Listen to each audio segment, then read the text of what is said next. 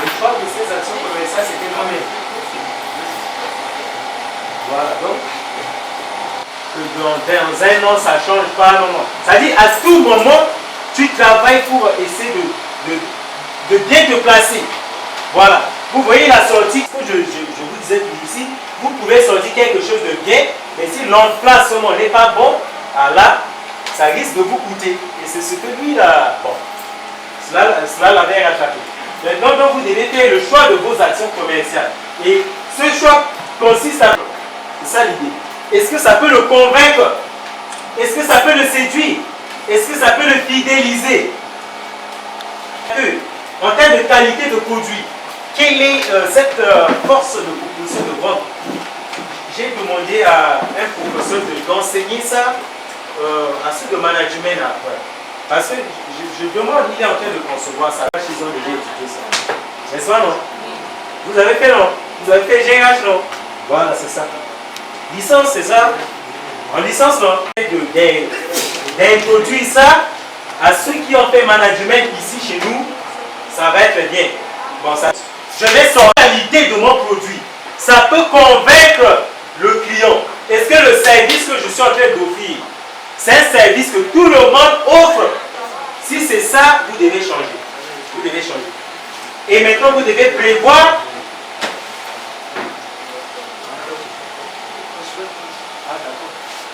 la relation. Prévoir, c'est déjà bien au départ, vous devez dire, bon, avec ma clientèle, j'ai un répertoire. Voilà ce que je vais faire. Peut-être je vais les appeler ou je suivi dans le reportage là. J'ai vraiment, parce que ça fait partie de la formation aussi.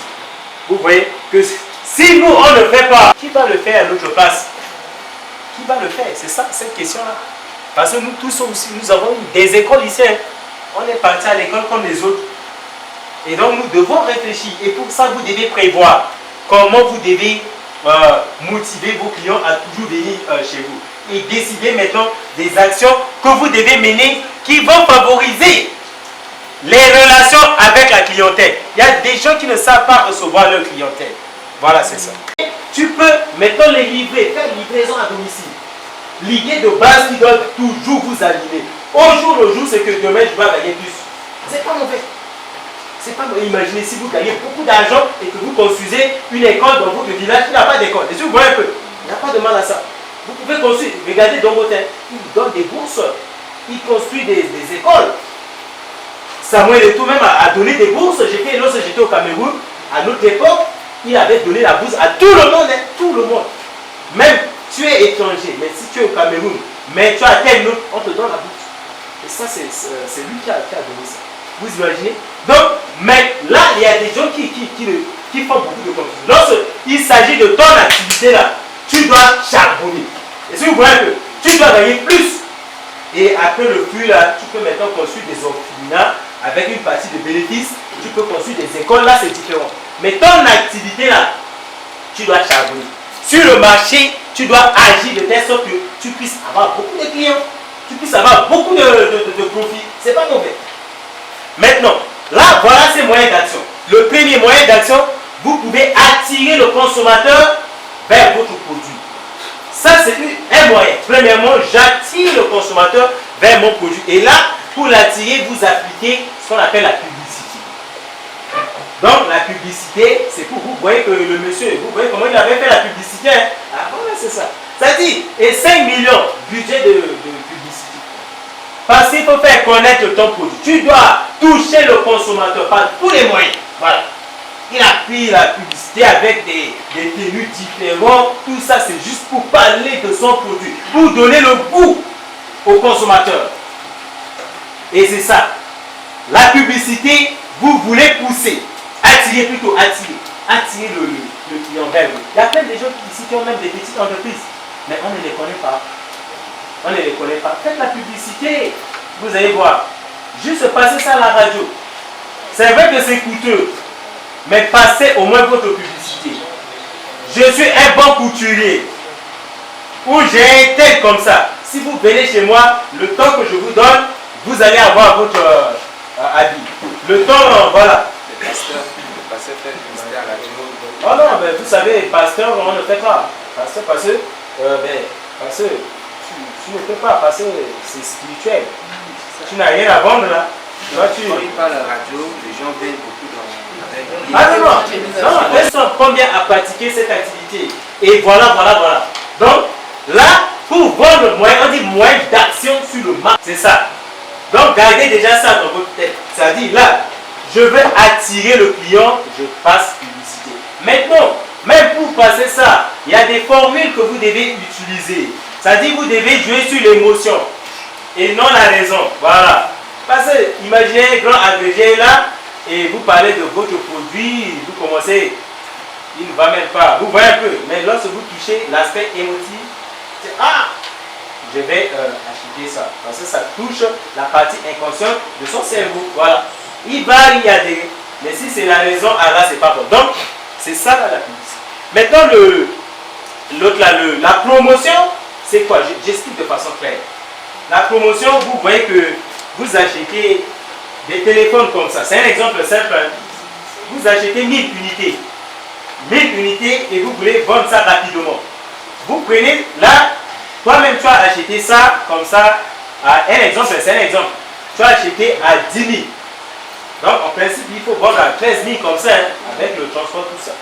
Mais, tu prends 100 unités, c'est-à-dire 10% du stock, n'est-ce pas? Vous vendez à 9 500 ou 9 800.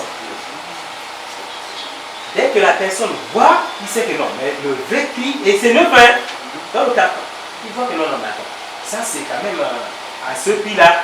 Plein de gens partent acheter. Et les gens qui achètent là, c'est eux maintenant qui vont aller faire la publicité. Ah, j'ai acheté ça à tel. Hein. Donc il a déjà donné le goût, l'envie à celui qui l'a écouté. Et la personne va aller acheter parce qu'il est parti acheter, la promotion est terminée. Comme il est venu acheter, il achète maintenant avec le bon prix. Donc, le bon prix c'est 13 300 ou 13 800, ouais, tout comme ça. Et donc les petits écarts qu'ils mettent là, c'est pour combler ce qu'ils ont déjà perdu. Et tu vois un peu, c'est ça, c'est un produit neuf. Hein? Parce que promotion c'est différent de solde. Solde en comptabilité, c'est que ton produit tend vers la date de péremption. Vers la date de péremption. Donc tu n'as pas de choix. Si tu gardes, l'État va te rattraper, il faut jeter. Mais maintenant tu veux te débarrasser de ça, tu diminues le prix. Et si vous voyez que là c'est solde, ça dit la valeur même de produit là n'est plus bonne. Ça tend à se déprécier. Donc il faut te débarrasser de ça. Mais promotion, c'est un produit qui est neuf hein, et vous chutez le prix exprès. Les gens vont écouter que non, mais tel produit à tel prix comme ça, ils vont venir à plus et maintenant là le prix a déjà augmenté. Et les cas que vous avez diminué ici sur les 100 là, vous allez reporter avec 200, 100 francs ou quoi là, sur les autres produits et vous allez récupérer ça pour boucher. Et si vous voyez un peu, bon, voilà quelqu'un qui ouvre également son poulailler. En sortant, au lieu de faire la publicité, il dit non, je vais faire la promotion. Et au lieu de vendre son truc normal à 3500, il dit non, je vais faire publicité, la promotion, il vend tout son poulet à 30 000, 3 000. Et vos poulets, tout le monde est venu acheter et il est tombé en faillite. Petit surprise. Mais vous savez, c'est pas moi, mais lui, il vend son truc là à 4200. Ah, il est venu déjà acheter. Si vous voyez un peu, il va acheter ça. Parce qu'il a déjà prévu l'argent pour ça. C'est ça là la promotion. Mais celui qui ne sait pas, il chute tout le prix et il perd. Et les gens là, surtout ceux de téléphonie mobile, c'est eux là qui nous jouent, on ne sait pas.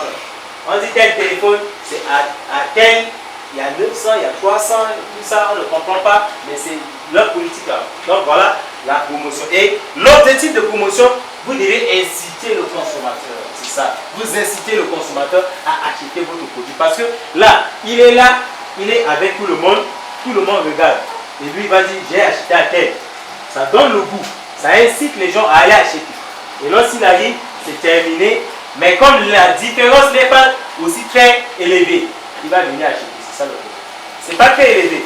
Il va dire, ah, il y a un écart de 1000 francs. Il va mettre la mettre dans la poche, il ajoute les 1000 francs, 1500, il prend le téléphone. Et multiplié par le nombre de stocks là, ils vont tout récupérer. C'est ça la promotion. Donc, si vous voulez faire la promotion, essayez de voir le volume de stock de votre marchandise pour pouvoir ne pas tomber dans le piège de la promotion aussi. Voilà. vous faites de diminuer tout le prix de marchandises et vous perdez et vous dites je fais la promotion. Et si quelqu'un qui vous connaît bien, il sait que vous ne maîtrisez pas la politique commerciale dans ce domaine, vous diminuez, il va acheter auprès de vous. Et là c'est terminé, il monte tout le prix. Or, vous diminuez, vous savez que le stock qui reste là, c'est plus que ce que je fais là. Et maintenant, dès que les gens vont commencer à venir, maintenant, je leur vends tout le stock là. Voilà.